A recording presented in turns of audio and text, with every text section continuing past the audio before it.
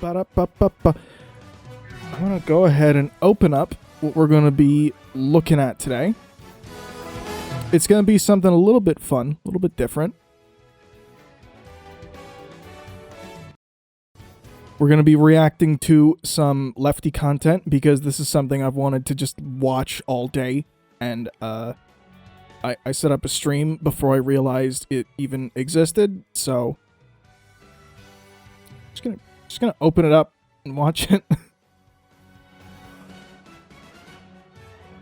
That's it. That's all this is.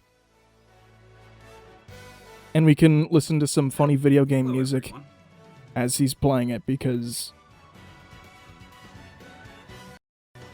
I want. There we go. It's good enough. On the 29th. So, who is Sean? Sean is a fun YouTuber. He's used to be Sean and Jen, but he uploaded 2 videos today. Each are like 20 minutes. I think we might only go over the PragerU one just to see how people are feeling about it. But he's a lefty YouTuber who's talked about stuff like transphobia. He's gone over PragerU a lot. But I think he's best known for his research. So you can see he's done a video on the 1776 report, Hiroshima and Nagasaki, and that video is 2.5 hours long. And the bell curve, which is even longer, and it's basically a book report.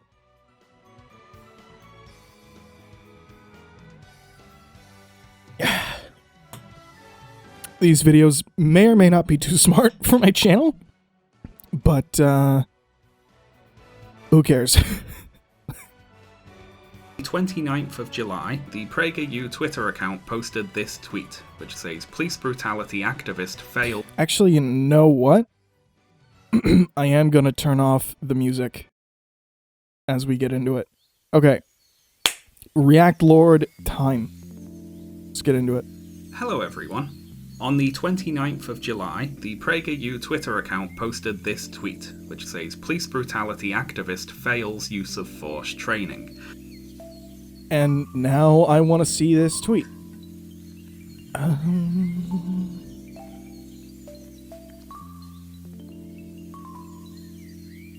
PragerU Twitter. PragerU Twitter police training. September, March 5th.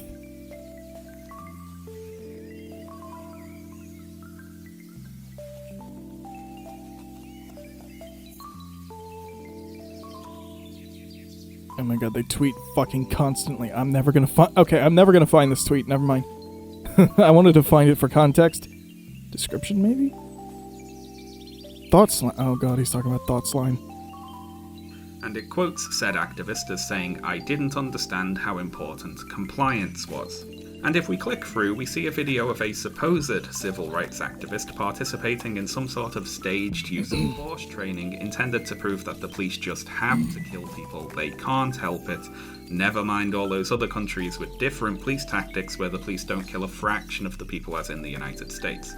Anyway, that aside, PragerU comments on this video about police tactics by saying, "If you value your life, comply. It's that simple. Comply with the police or they can kill you," is the message, of course. That's really fucked up of PragerU, but it's also something that I, would expect them to do. Because they are very pro-power. They are very, quote-unquote, libertarian. They are libertarian in the sense that they are pro-power and they are not pro-freedom.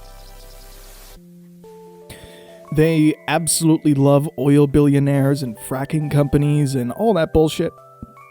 And they love Donald Trump and they love authoritarians. It's also debatable as to whether or not they like slavery, so that's cool. Simple. Oh, also, like, my history with PragerU is I was more or less introduced to them through BreadTube. BreadTube definitely did, like, teach me about them before I could before I could gain the brain rot from them, but I have seen people in my classes and in my workplace, and just friends or family in general, throwing around their videos being like, hey, this video disproves everything you're talking about, Professor. And I'm just like, oh god, you're cringe. You're cringe. You're posting a 2-minute video full of gish-galloped lies. Because that's what they do. That's their shtick. Their shtick is to gish-gallop and lie to you constantly. As they cite graphs that are completely made up. But it's funny, so it's an entertaining watch. Enough. And I'd like to compare that quote to this other tweet from PragerU posted on the 16th of July. Oh my god. You cannot comply your way out of government tyranny. Wearing masks and choosing to disobey the law. Must we always obey the law without question? There is a point at which law-abiding follows neither logic nor morality. From the 1930s Germany dissenters to Rosa Parks, history is full of noble examples of civil disobedience. Dennis Prager reflects on the difficult question of when it's time to take a stand. And the video posted with the tweet is of Dennis PragerU doing one of his fireside chats in which he states that he would disobey a law requiring him to use a mask outdoors. But for people jogging, walking alone, taking a walk with their wife or their kids, it's absurd. Now, I'm gonna point out, like, I just need to. He's probably gonna talk about this at some point, but I do need to point out that the mask-wearing civil disobedience that like hogs will do, where they'll go around and they'll be like, my freedom, I'm gonna use my freedom to fucking spit on people and cough on people and give people COVID. Like, that's like, where that comes from isn't from a place of like actually wanting to disobey authority. Where that comes from is the mild discomfort of white people, and because Donald Trump said so. It all ties back to that fucking guy. But yeah, Donald Trump went on stage on live TV many, many, many times and said, hey, masks, don't wear masks, don't believe the doctors, I'm correct, I'm right, and you don't need to wear a mask, and you don't need to get your vaccine, and COVID's not real. It all comes back to a place of still conceding to authority, because he's not following a narrative that's like against the government. He's following the narrative of an authoritarian.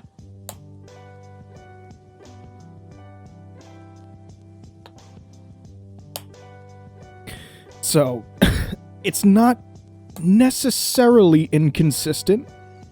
These two tweets and these two videos aren't necessarily inconsistent, considering the police is a violent arm of the state. It is a violent, oppressive, white supremacist arm of the state, and the mask-wearing thing was peddled by a proto-fascist, if not flat-out fascist, authoritarian old white dude. So, just saying. And there's a certain level of absurdity that I will not bend to, and I'm prepared to take the consequences. Anyway, civil disobedience in the United States has a very, very, a very noble history.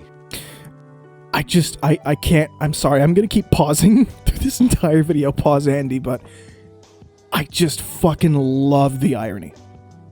In Dennis Prager, a man who has talked about the pros of slavery, discussing the, civil disobedience in the States is a very noble history, as he just says, yeah, if you protest, you're like, you deserve to get fucking kicked by the police. Oh, it is very ironic. It's not, in his mind, it's probably not, even like ideologically, it's not inconsistent, but holy shit, it sure looks inconsistent. Right? Rosa Parks wouldn't sit in the back of a bus because the disgusting law of blacks had to sit in the back of a bus in some southern cities in the United States. Should she have obeyed the law? Yes, Dennis Prager is the next Rosa Parks, I guess. And watching this clip, I was reminded of the following bit of advice given in the PragerU video, Cops Are the Good Guys. Here's a useful tip. If you want to avoid a bad outcome with a police officer, follow this simple rule. When a cop gives you a lawful command, obey it, even if you disagree. Whatever problem you are experiencing is not going to be settled on the street. People with complaints need to use the process established for that purpose. Though cops don't have the final say, they do in that moment. How you react can be a matter of Holy shit, PragerU's just... Wait, keep life going. or death. Holy shit, PragerU is just coming mask off and being like, yeah, it's a good thing that cops have the ability to just kill people. They have, like, full legal authority to just fucking murder people, and that's a good thing. Just mask off, holy shit. And it's a black guy saying it, so it's, you know, BLM's wrong, I guess. Now, PragerU's position here, you've probably already noticed, seems a little contradictory, doesn't it? On the one hand, they're saying that you have a duty to follow the law and obey commands from the police even if you disagree, and on the other, they're saying that actually disobeying laws you disagree with can be very noble and awesome, and it's a good thing to break them.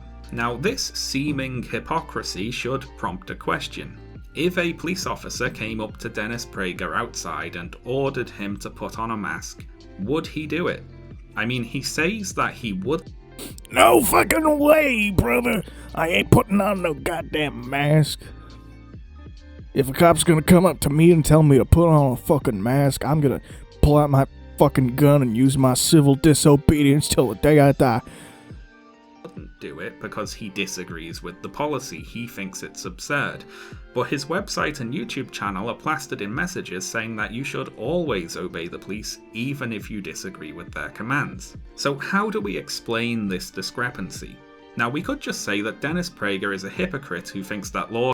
Also, I can't forget to mention that Dennis Prager is one of the assholes who at the beginning of lockdown said that there should be no lockdown and you should always go back to work.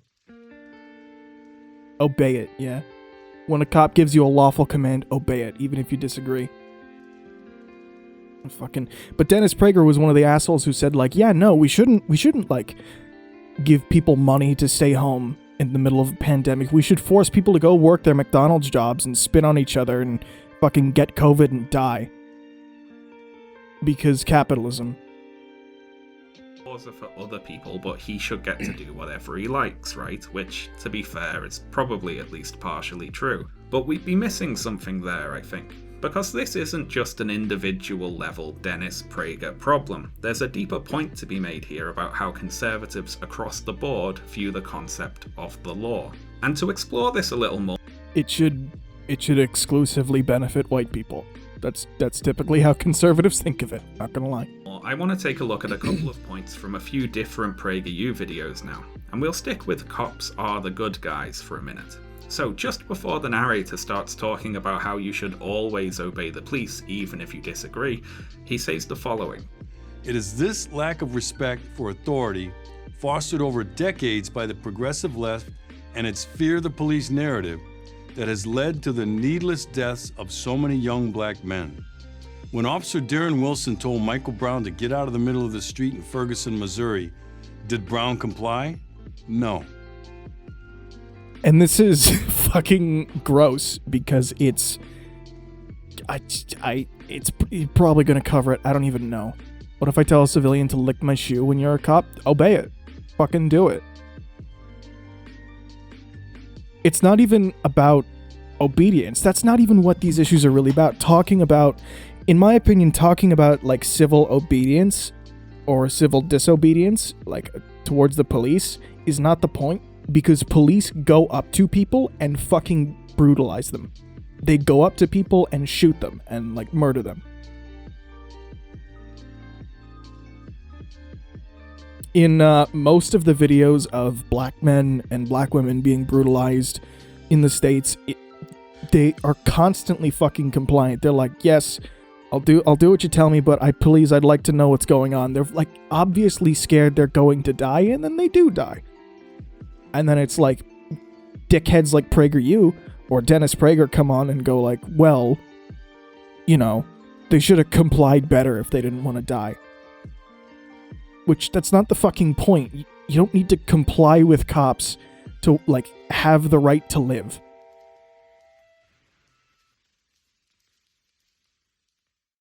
When officers in Baltimore told Freddie Gray to stop resisting arrest, did he comply? No. Cop shot a black father in the head and expected the wife in the passenger seat to stay calm while her 2-year-old was screaming and crying. Yeah, it's like, it's not about compliance, it's not about obeying the law, or it's not about being respectful to police officers. It's about the cops come up and fucking murder people. They abuse their power. Cops can be frantic, but POC are expected to be calm and collected at gunpoint. Yeah. They're like, even in that, there's like a double standard there. When officers in New York City told Eric Garner to stop resisting arrest, did he comply? Yes. No. Yes, he did, you fucking liar. Talk about obeying the police being a matter of life and death, it's explicitly in the context of the deaths of these black men who were killed by the police. And there's a couple of important points to be made here. Firstly is that Dennis Prager, as an old, rich, white man, can be reasonably sure that if he were to disobey an order from the police, they would be unlikely, relatively speaking anyway, to immediately murder him. When he talks about being willing to accept the consequences of disobeying the law, he's not imagining himself being shot, or choked to death, is he? He's imagining that consequence being, at most, probably... White school shooters can be peacefully de-escalated and buy them a Burger King burger, but a 12-year-old girl can be slammed for having an anxiety attack at school. This is all not too recent, but still relevant. It's all like, listen, all of this shit is happening in... All of that shit you're talking about is happening, like, in the 2010s. It's happened in our lifetimes before we've made it through, like, 10 years of our lives. Like, this is shit that you and I had to see as kids, and that's not too long ago. We're very young people. A fine. He's not imagining the sorts of things that happen to black people when they tell the police no. So there's an obvious double standard here, isn't there? How you react can be a matter of life or death is obviously more true for certain sections of the population than for others. Dennis Prager is willing to accept his own consequences, but he wouldn't be willing to accept Freddie Gray's consequences, or Eric Garner's consequences. Now, the other double standard going on here is between the victims of police violence and the police themselves. Freddie Gray, for instance, was killed while in police custody. His death was ruled a homicide after he was handcuffed and placed unrestrained. Wait, what? I'm reading chat. I'm like half paying attention to the video. A kid at my school, my age, my grade, got life in jail for possession of an illicit weapon and homicide. Star football black man. Pedophiles and women and killers can be given off the hook. It's all about money and skin color. It's literally like what this dude was saying. Where it's like, yeah, Dennis Prager, he's not expecting the consequences of like Eric Garner. He's expecting the consequences of a white fucking billionaire. And that's why he's perfectly willing to go ahead and say, like, yeah, I'm willing to do civil disobedience for mask wearing. But, like, these black men, they should have complied with the police more.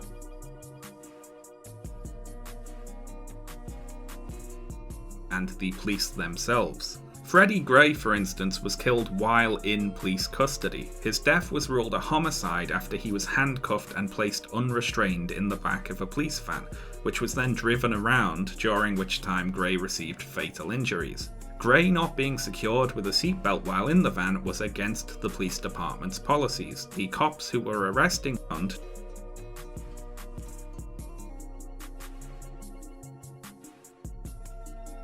So you're saying the dude who was going to graduate with you, did he end up... Are you saying he ended up, like, committing homicide? Man can set up a pregnant person, kill a fetus and or mom and get slapped on the wrist, but this boy will never see anything out of a jail cell. Yeah, even like the same crimes. He did kill someone with an illegal gun. Yeah.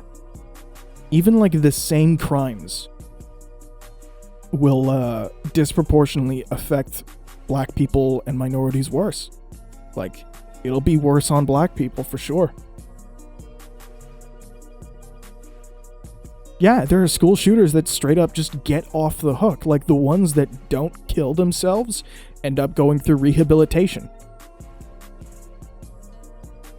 Actually, I can't say that like definitively. I don't actually know that.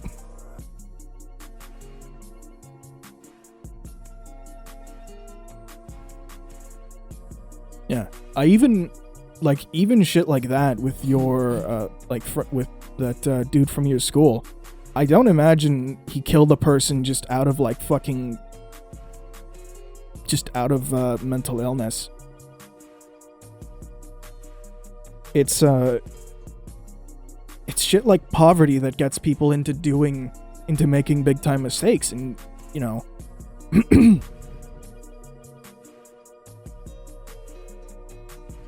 Like, it's poverty. It's gonna attract all kinds of crime like that, and he's gonna end up in situations whether he wants to or not, no matter how many good choices he made. Like you said, he was a star football player. You don't get there by being a fucking drug addict. But because he was poor, he was way more likely to be in a situation where he might have to shoot somebody, and he went to jail for it. Even if it was in self-defense, or even if it was in just because of the circumstances of his life that led him down a bad path. He wasn't poor. Yeah, but you're in a poor area, right? And he's black. The school you went to was in a poor area, right? Your area isn't poor? Oh. Might have been over someone cheating or drugs or something. I don't know. Area is right next to DC. Oh, shit.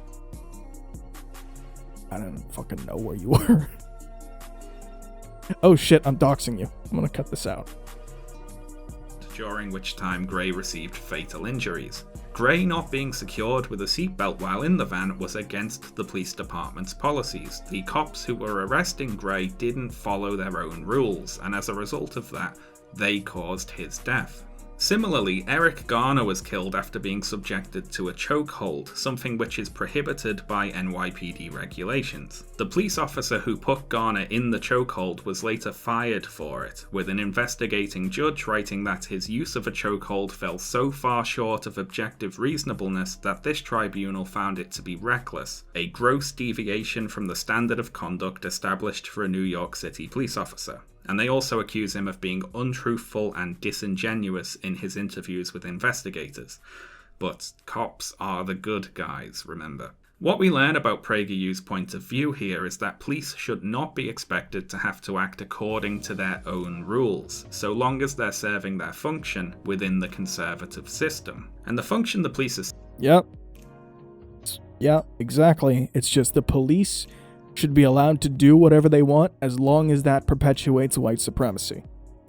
That's what people like PragerU believe, or Dennis Prager believe. Serving here is to enforce an order, a hierarchical social order, one with the conservative in-group at the top and their out-groups at the bottom. When conservatives demand compliance, it rarely has anything to do with the law as it is written.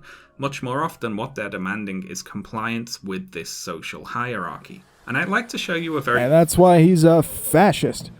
Back in September of 2019, in relation to the ongoing argument over the Trump administration's family separation policy, conservative political commentator and regular PragerU... Oh boy. Candace Owens... Oh my god, it's just the fucking star lineup today, isn't it? Holy shit. You follow a PragerU satire account, so sometimes you confuse the real PragerU with pro-commie content, I see. Yeah, PragerU is literally the furthest thing from pro-commie. They are... you probably know who they are, but they've literally made pro-slavery videos and, like, pro-segregation videos and Jewish question videos. It's actually, like, wild how fascist they are. Like, openly mask-off fascist. Yeah, PragerU's posting leftist stuff, Pog.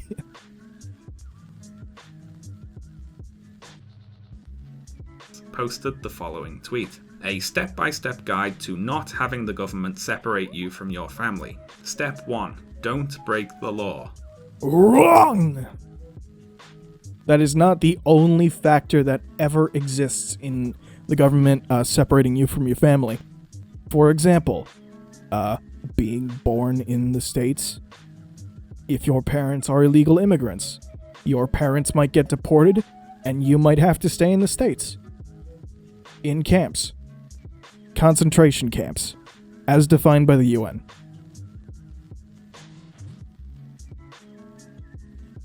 Kids didn't break the fucking law. They were born here. Is being born a minority? Is being born from parents of illegal origin? Is that a crime? Literally punishing kids for the sins of the parents? Yeah, actually. Well, fuck America. Being born is a crime.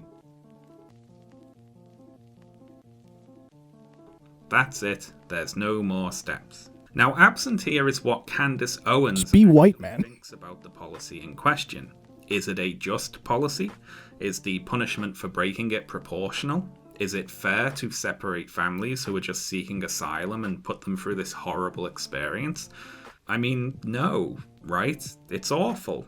Taking children from their families and putting them in child prison, it's very horrible. Hang on, say that again. Say that all again. Policy? Oh, that's it. There's no more steps. Now, absent here is what Candace Owens actually thinks about the policy in question. Is it a just policy? Is the punishment for breaking it proportional? Is it fair to separate families who are just seeking asylum and put them through this horrible experience? Yeah, that is interesting because this tweet, this kind of discussion is specifically designed to obfuscate like any actual discussion about like the truth of the matter. Like, you're not meant to think about whether or not the law that exists is just. You just have to think about the people who are breaking that law. The people who break that law are, like, morally evil. And that's how PragerU and everybody on it fucking thinks, is like, law is paramount.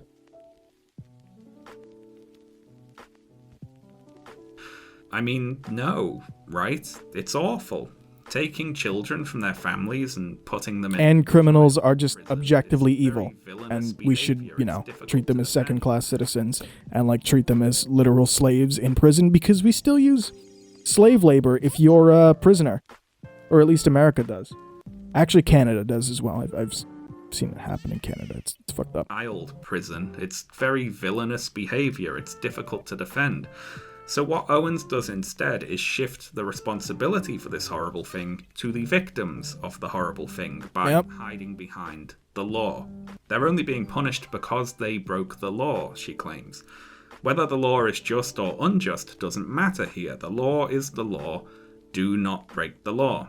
Now, I find this a very narrow-minded and cowardly point of view, obviously. Gesturing to the concept of lawfulness to avoid confronting the consequences of the policies you support is a cop-out, obviously, if you'll pardon the pun. It's also a seemingly unusual line of defense, in this case anyway, because seeking asylum at an international border is not actually against the law to begin with.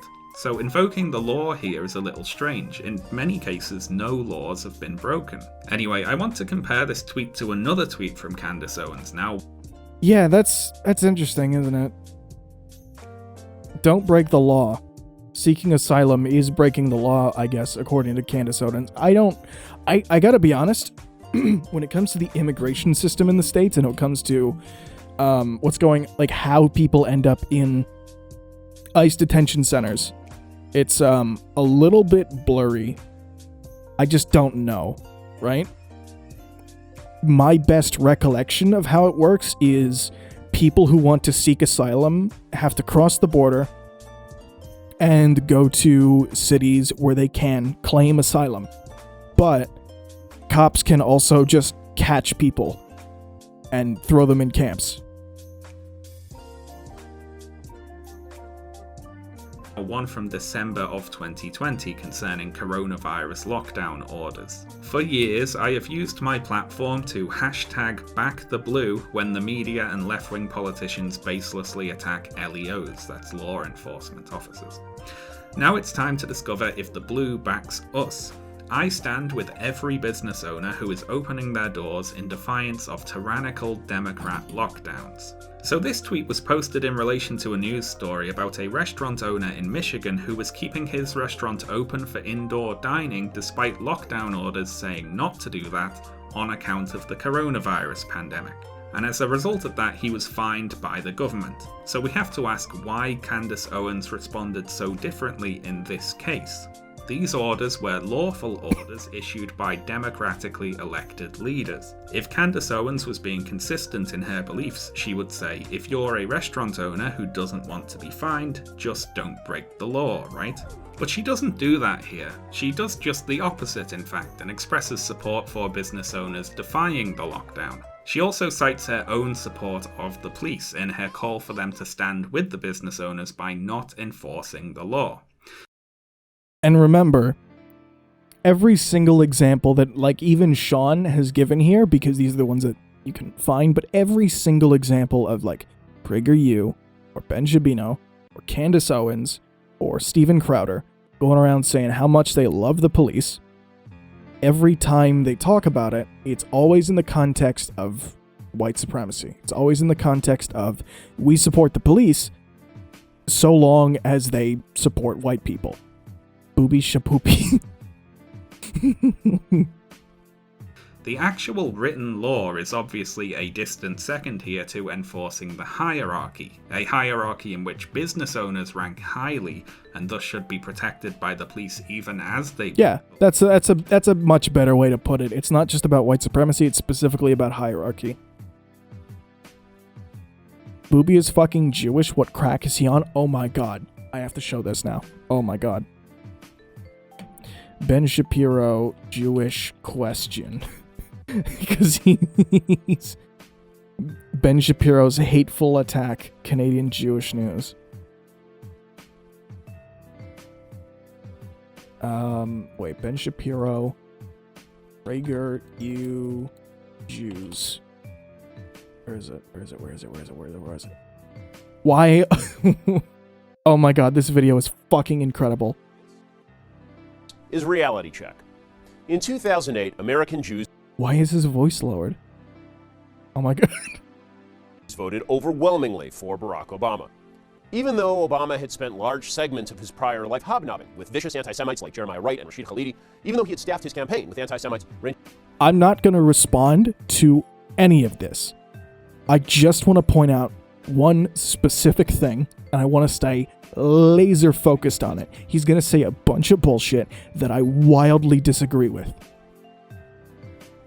Oh, did chat freeze again? God damn it. Oh, OBS froze again.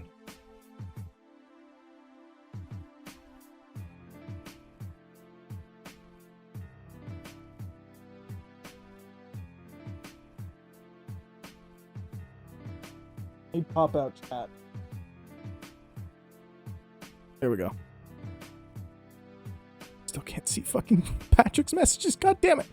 Okay, here we go. He always wears his thing but tries to hide it. To Robert Malley, Jews turned out in droves for him. Sarah Silverman harangued young Jews into telling their grandparents that they were racist if they didn't vote for Barack Obama. Jeffrey Goldberg, President Obama's designated court Jew, a role he has never relinquished, informed Jews that they were racist if they feared Obama's positions on Israel. American Jews voted 78% for Barack Obama in 2008. After he was elected, Obama proceeded to undermine Israeli Prime Minister Benjamin Netanyahu. I'm hyper-focused. I'm hyper-focused on what I want to talk about here and what I want to bring up about Shapiro. Thugs like the Turkish government publicly condemn Israel's defense of itself during the Gaza war against Hamas while funding the Hamas unity government, repeatedly leak vital national security information that would have allowed Israel to strike Iran, and sign a deal with Iran that essentially foreclosed any possibility of Western attempts to stop Iran from going nuclear. And so... Not the speed up. Here, what about the slowdown? American Jews voted 69% Amazing. for Obama in 2012. The question I'm most often asked, thanks to my keep-up, is why Jews vote leftist. The answer's simple. The vast majority of Jews don't care about Judaism or Israel. They care about secular leftism, which is their actual religion.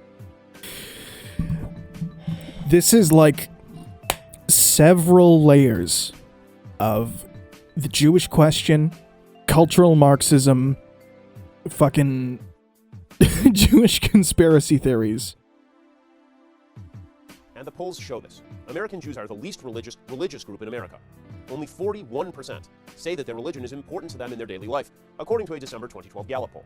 Only 34% said they attend religious services at least monthly, compared with 65% of Jews who said they attended religious services seldom or never. 22% of Jews say they have no religion. According to an October 2013 Pew poll, just 38% of Jews say their Jewish identity has anything to do with Judaism at all. Just 10% of Jews identify as Orthodox, people who consider themselves fulfilling the commandments of the Torah.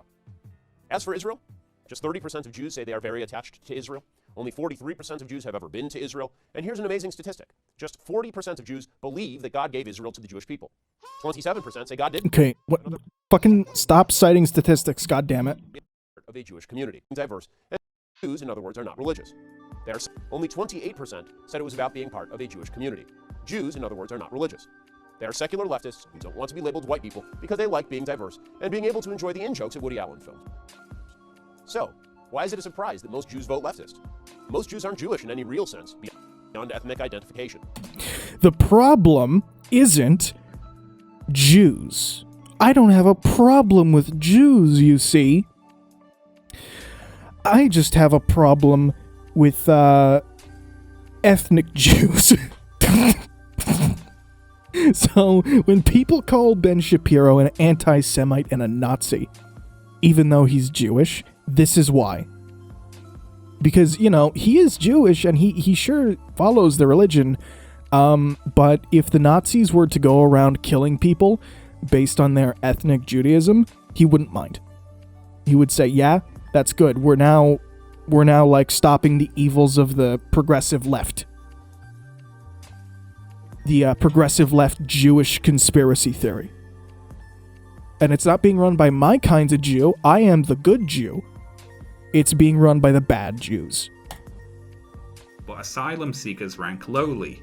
I don't remember where I was going with that, but Ben Shapiro's a fucking Nazi, so. And thus should be punished as if they have broken the law, even if they haven't. I'd like now to take a look at a similar example from the PragerU video, What Do We Do About the Homeless? Oh, we no. see the in-group versus out-group mindset very clearly right from the title. Kill the homeless. What do we do about the homeless? This video makes the disgusting argument that homelessness is some sort of individual moral failing, or like just some bad decision people are making, and the solution is, of course, to get tough on homelessness.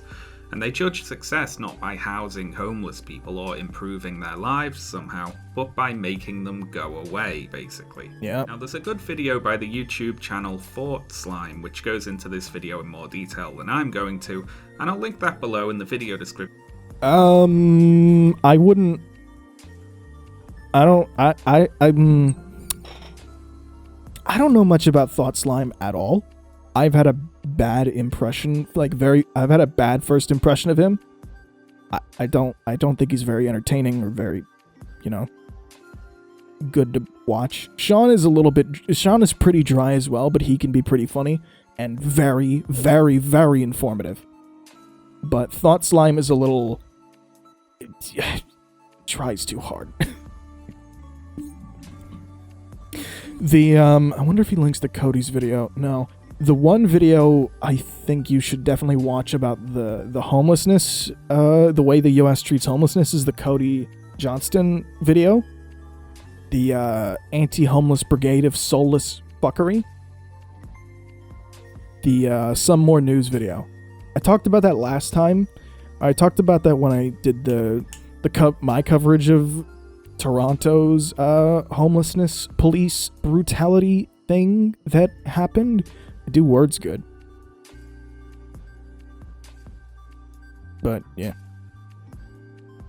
Description if you'd like to check it out.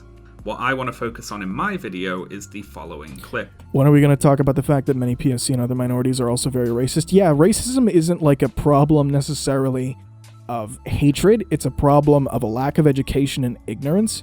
So if you're in a poorer area, especially if you're white, you're gonna end up, or if like you grow up with just bad education, and boy, the US has some really bad education, you're gonna end up fucking racist.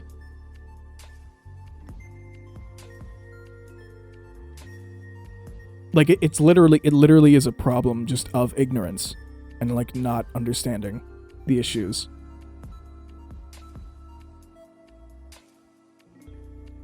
And it's, it's easy to get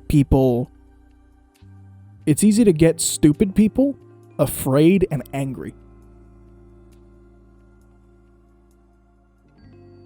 So many Hispanics and black people shit on Asians. Yeah, the anti-Asian shit in the States is, like, really not talked about at all. Hispanics and Asians shit on black people, yeah. Like, everybody who is racist shits on everybody else.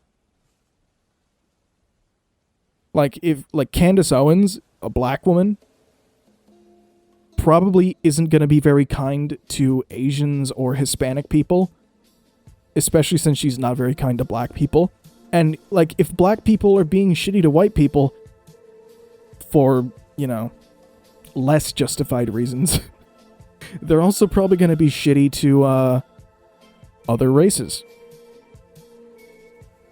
And the Asian thing is specifically insidious because there's this idea that Asian people are, like, rich and superior. Like, they're smarter and richer than white people, and that's not true. There's so many, like, maybe if they're coming from the rich parts of China and Japan. Hard maybe. But there's so many people from Korea, so many people from Venezuela, or the Philippines, or just any other Asian country, like East Asian country, where, yeah, they're poor and their education system isn't good, and they come here either as refugees or just to look for a better life than what they can get there.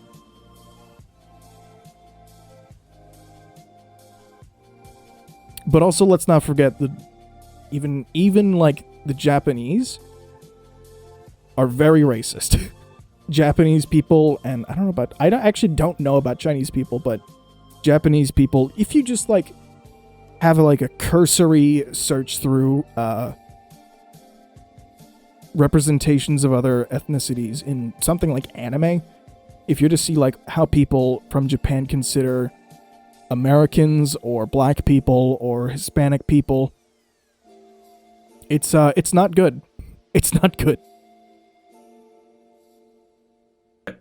Make your city attractive for the homeless, and they'll beat a path to your doorway. The Venice Boulevard underpass on the border of Los Angeles and Culver City brings home this point. It's one of thousands of concrete structures in Los Angeles County, but there's a curious detail. The Los Angeles side is full of tents, and the Culver City side is empty. Why? Because the two cities have different public policies. Los Angeles has effectively decriminalized public camping and drug consumption, while Culver City enforces the law. So, firstly, let's take this series of statements at face value and imagine they're true. They're not true, but for the moment we'll pretend, right? And you might already see a problem here. The two cities have different public policies. Los Angeles has effectively decriminalized public camping and drug consumption, while Culver City enforces the law. Now, what does this mean with regards to the law? If LA did... Yeah, that is weird, isn't it? That is a weird way to put that thing. Los Angeles has decriminalized public camping and drug consumption, while Culver City has enforced the law.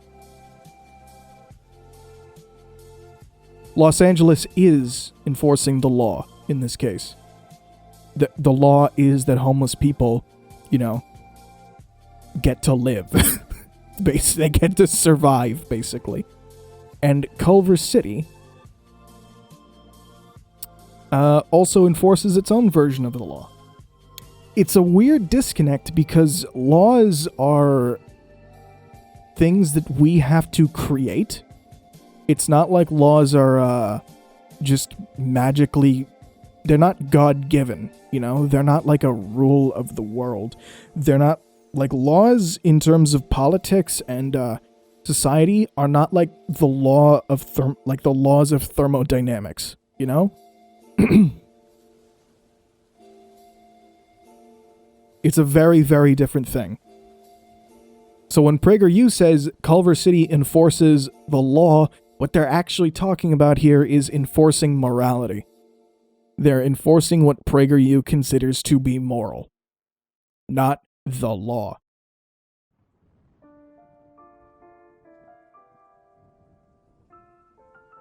So they're also just using the law as shorthand for, objective morality. And it's like, no. That's incorrect. That's just wrong.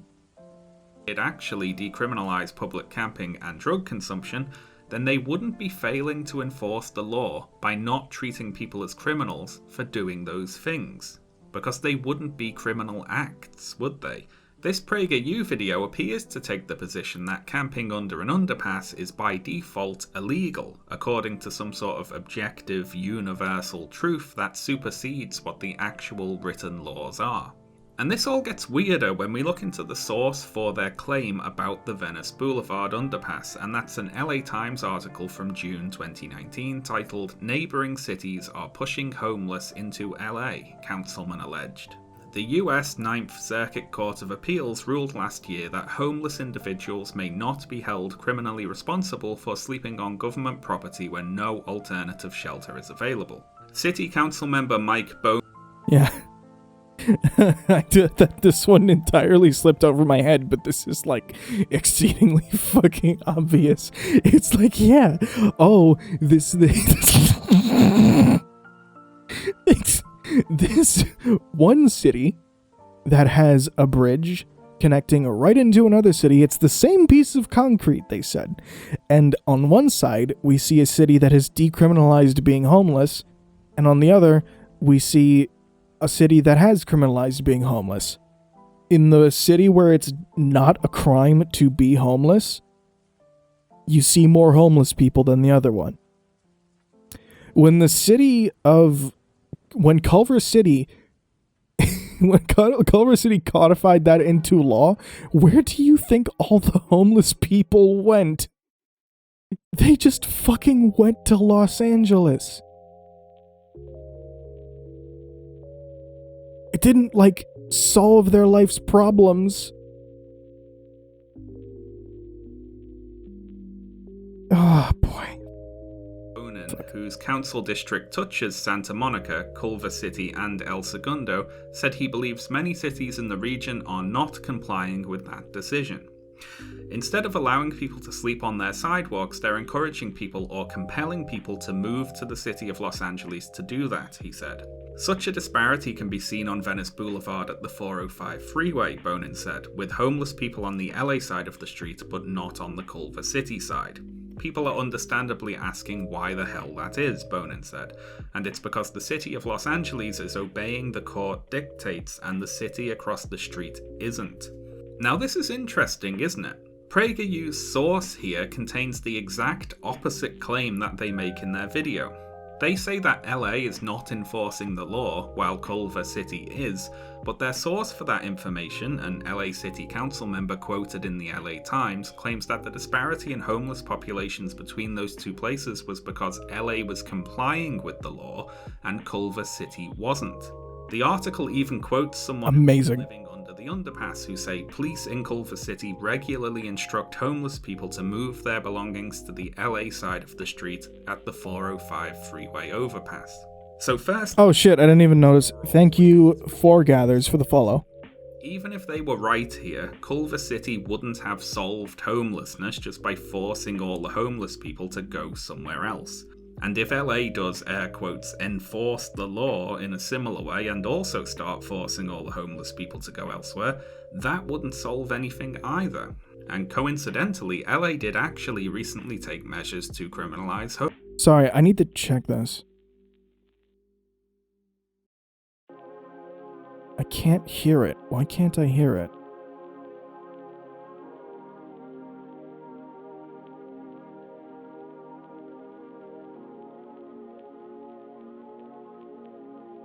Please, OBS, don't kill yourself now.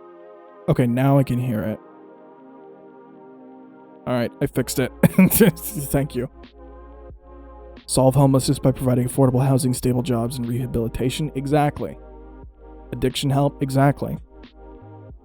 You solve homelessness by helping people, not by criminalizing the homeless. This should be, like, pretty fucking obvious nowadays, but, like, it's really amazing that a conservative solution to basically all issues is just to make that issue illegal. Like, hey, there are people who are doing way too many drugs or drinking too much alcohol. Okay, the conservative solution is people who drink alcohol are fundamentally immoral, and they should be locked up. People who do drugs are fundamentally immoral, and they should be locked up. It's not even like just cruel. It's very like specifically sociopathic almost. We have enough homes to solve the homeless population, but most homes are owned by the few. It's so easy to overqualify where you live at. Yeah, overqualification is another fucked up thing, where it's just like, yeah, you should be able to have a better job, but you don't. Imagine that there are more homes than enough to go around for literally everybody, but we don't have enough jobs to go around. Like, oh, you earned a few extra $100 this month, no home, no food stamps. Yeah, that's I'm literally thinking of it in fucking the context of game design. But like, if you make more money, food stamps and shit won't help you. Like, if you make more, you have to be in a very specific, and I was watching another streamer who was talking about this, and they were like very open about this on stream, and they just had to talk about it because they had planned, you know, stream for the day and all that, but they ended up going on stream and talking about their struggles, and like, considering you're talking about politics, may I talk about the Chinese camp? Nope, stay on topic, motherfucker. But there was a YouTuber or a streamer who was talking about how they ended up getting kicked off of most of their government pay because they didn't seem like they were disabled enough, basically.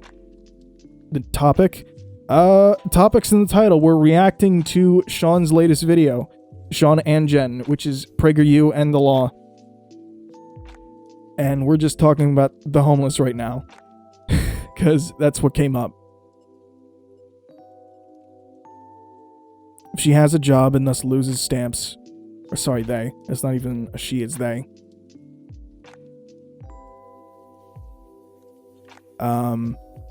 If they have a job and loses food stamps, we'll fucking eat. Hello? We need to get the homeless homes? Exactly. Like, the homeless legit fucking, it's don't tell anyone she has a job. Oh, you're talking about your mom. Oh, I said my mom? No, I was talking about someone else with the they. I thought I made a mistake and referred to them as she. No. But yeah, the streamer is just like, they wake up one day and they get a letter from the government saying, yeah, we're going to cut our pay for you by $600 every month, and you're getting not dollars, it's pounds, but you're getting like basically $150 a month to live off of. Enderby?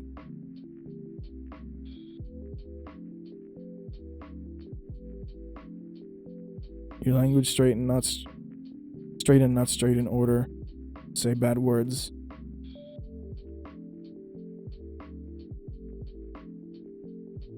I have bad comprehension. Give me a sec. Please keep your language straight and not straight in order to say bad words. Remember, when talking about people who are in need of help. Yeah, I'm a vulgar person and I'm not the smartest guy around, and I'm never, ever, ever gonna like point to people to me for like major intellectual content. It's part of why I'm here, like talking about someone else's video. Sean, go watch Sean, go subscribe to Sean right the fuck now. Just fucking do it. Just like fucking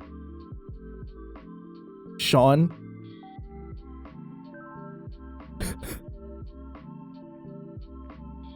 talk about your personal experiences to relate to the topic. I'm a vulgar person. I'm a bad person. I'm a shitty person. Yeah, I end up relating this to sex and dicks. And yeah, you're right. These issues are like just important and sensitive, but I'm unfortunately not the most sensitive person.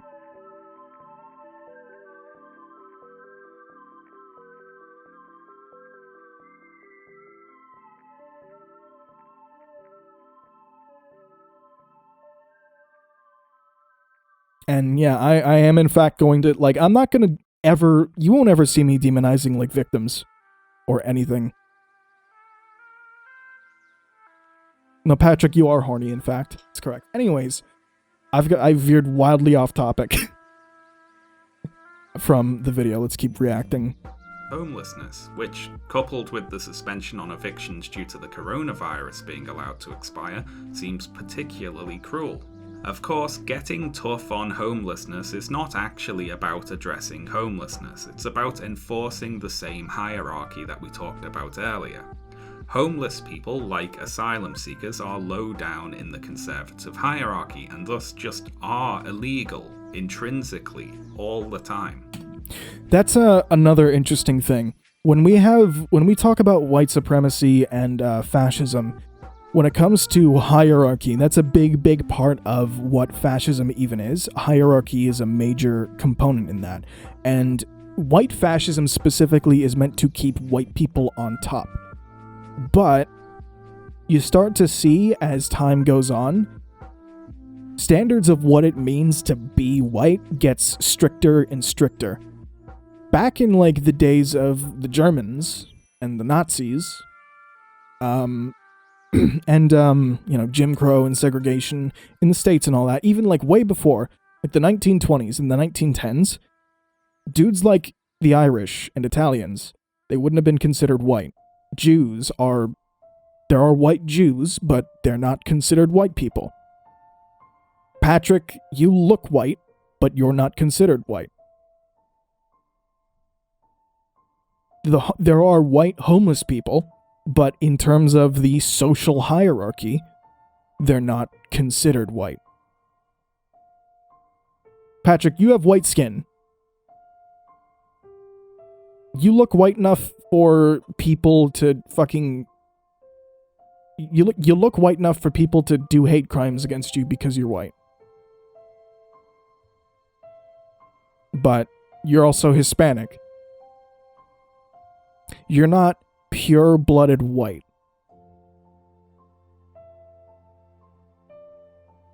That's why shit like the Aryan race is so insidious, because it's just, you know, selecting people out of the white gene. It's selecting people out of the in-group until all that's left is no one. And everyone dies. Then that's fascism. It's a fucking death cult. From the conservative perspective, But my point with that is basically homeless people aren't considered white in conservative thought. enforcing the law here means punishing homeless people and punishing asylum seekers, regardless of what the actual law is or if it was broken. They're below us on the ladder, which means we kick them in the head. That's the point. This isn't a means to an end, it's just the end. And I'm reminded of the story of the Trump voter who, feeling let down by his administration, expressed their disappointment by saying he's not hurting the people he needs to be hurting. And that's the most insidious part about something like fascism, where you can have homeless people who are white, and you can have like Jewish people or Irish people or Italian people who are considered white, and they will make sure that they fuck over people, that they fuck over the people who are trying to help them. A lot of black activists, people like MLK, and like even Malcolm X to an extent, they would do things and they would advocate for things that would help white people. Martin Luther King was a socialist. The policies that he advocated for would have 100% benefited the white man. But instead, white people at the time, and white people today, consider the things that Martin Luther King believed to be, to be betraying. They'd be a betrayal of the white man.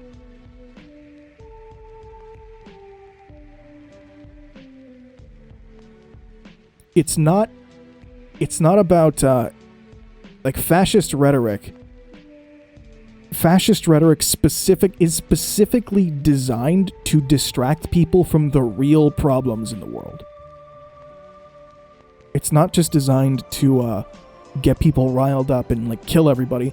It's also designed to make sure that the people who would normally be in the in-group, like poor white people, also make sure that they're advocating for policies that hurt themselves just in favor of hurting other people.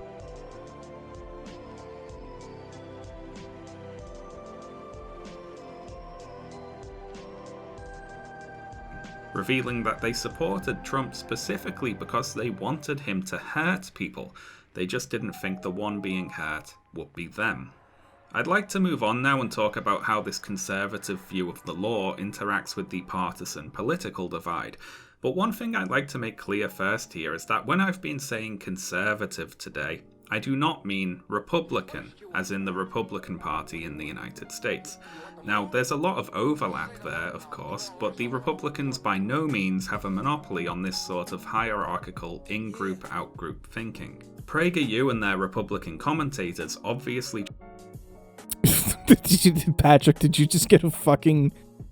Did your boyfriend just sext you? For fuck's sake. We get it. We get it, you fuck. We get it. Try to weaponize law and order narratives against the Democrats, painting them as weak on crime and so on. But this does not mean that the Democrats are not just as able to use the same conservative messaging, as we just saw with the Democratic mayor of LA cracking down on homelessness. Not that PragerU cares much, of course. The particular rhetorical trick they use to score points against the Democrats is this. If the leader is a Republican, then the laws are just the law, innately. Whereas if the leader is a Democrat, laws are called Democrat laws, and they're described as absurd, or biased, or tyrannical. And there's certainly something to be... Patrick's getting their cherry popped. Everybody celebrate.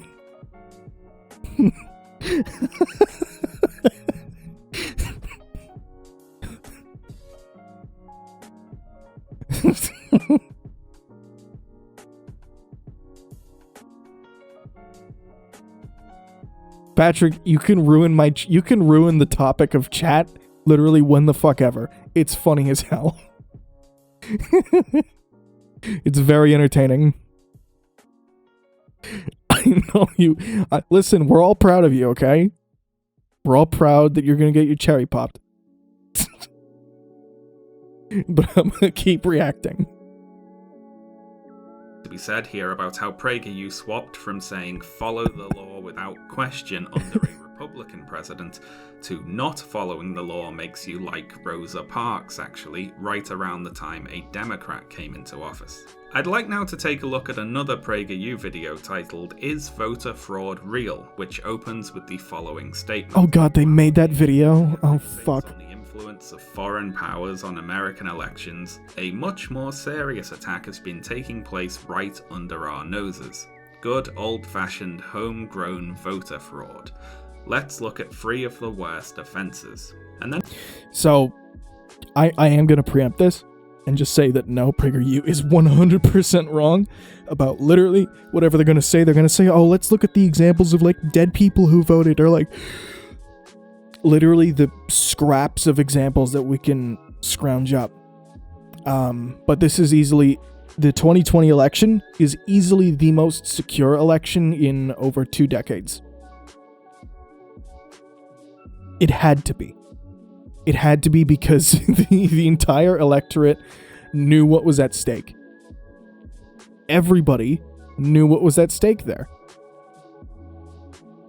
And we saw the consequences of a presidency like Trump's on January 6th. Then it goes on to talk about all the terrible voter fraud that is probably for sure happening wherever Republicans happen to not be winning elections, right? Shockingly, the video does actually mention the hypothetical possibility of Republican corruption. However, all the actual examples of supposed voter fraud contained within the video are in places where Democrats won elections over their Republican rivals. And we see in this video the same disconnect between the conservative ideal of the law and the actual law. The second... I think one dead person who voted was alive, but was wrongfully claimed dead. Jesus fucking Christ. They had to, like, point out that they're clearly alive. Oh, fucking Christ. Fuck this country. Second of their voter fraud examples is to complain about California legalizing, quote, the practice of ballot solicitation, saying organizations are legally permitted to go to a location, say a nursing home or a church, and collect ballots. Now, this seems obvious, of course, but if this practice is legal, as they state, then it wouldn't be voter fraud, would it? Because it would be legal. What PragerU are actually concerned about here is a possible altering of the votes after they've been collected, but that doesn't make the collecting of the votes fraud, if it's legal to do so, does it? They also lay the blame for ballot harvesting specifically at the feet of the left, or who they think the left is anyway, saying it's one of the, quote, ways in which the left creates a clear advantage for itself on election day. And in light of that quote, let me just read you a brief news story here. California Republicans embrace legal... Oh yeah, I wouldn't worry about that, Milk. This is, we're almost done with the politics stream anyways, but, go sleep. Go take care of yourself. I don't get too many meanies in chat anyways. I can do a lot of the modding myself too. Ballot harvesting after Trump and the GOP spent months decrying the practice. The California Republican Party doubled down on its use of unauthorized ballot drop boxes, potentially in violation of state law, shortly before state officials issued cease and desist orders compelling them to stop. Election officials are investigating and addressing multiple instances in Los Angeles, Orange, and Fresno counties of Republicans setting up unauthorized drop boxes for their voters' mail ballots. Yeah, that's the funniest part about the whole election fraud thing. Is that Trump's fucking party did most of it. Wasn't even fucking close. It wasn't even fucking close how much fraud was done on the Democrat side compared to the Republicans. And let's not forget the ultimate act of voter fraud that happened, or attempted voter fraud at least, the January 6th insurrection, the fucking fascist insurrection that, you know, if it were just slightly more competent, if it had a little bit more organization, actually could have gotten Trump reelected and ended American democracy. Let's not forget that. The state Republican Party defended itself on Twitter by citing California law allowing third-party ballot collection, but officials have noted that state law clearly prohibits drop boxes not established by election officials. Don't worry about it. Anyway, there's not enough to mod to worry about, so. Fraud is an odd crime for PragerU to be concerned about to begin with, given their frequent collaborations with... For legal reasons, joking about taking kneecaps,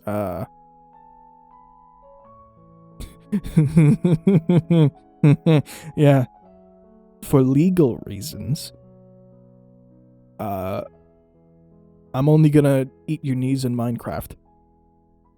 Dinesh D'Souza. Oh god. Now, D'Souza is the narrator of several PragerU videos, such as Are Some Cultures Better Than Others? Capitalism or Socialism? Which one is more democratic?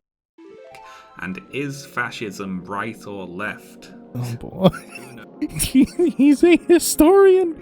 This fucking guy is a historian, and he actually peddles the fucking ideology. They're like, oh yeah, like the Nazis, they're left wing because they called themselves socialists a little bit, kind of. That's it. It's literally it.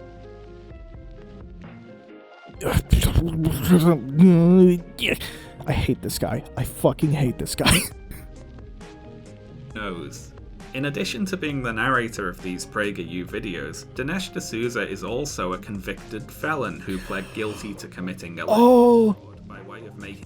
What did he do? Felon who pled guilty to committing election fraud by way of making illegal campaign contributions. Oh my god. Sentenced to 8 months in a community confinement center, 5 years probation, and to pay a $30,000 fine. So when PragerU say election fraud has been taking place right under their noses, well, yes, it has.